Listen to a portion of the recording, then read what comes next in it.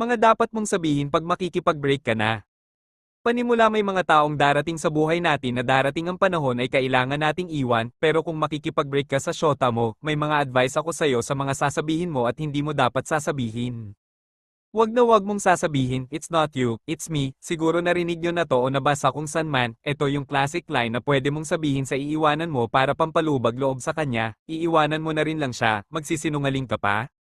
Masakit pag iniwan ka dahil may problema sa'yo, pero mas masakit pag iniwan ka at sinabi sa'yong wala ka namang problema, napagtripan ka lang, kung talagang you don't deserve him, her. Di ba nga dapat masaya ka, dapat I treasure mo, kasi kahit di mo siya deserve, nandyan pa rin siya at ikaw pinili niya.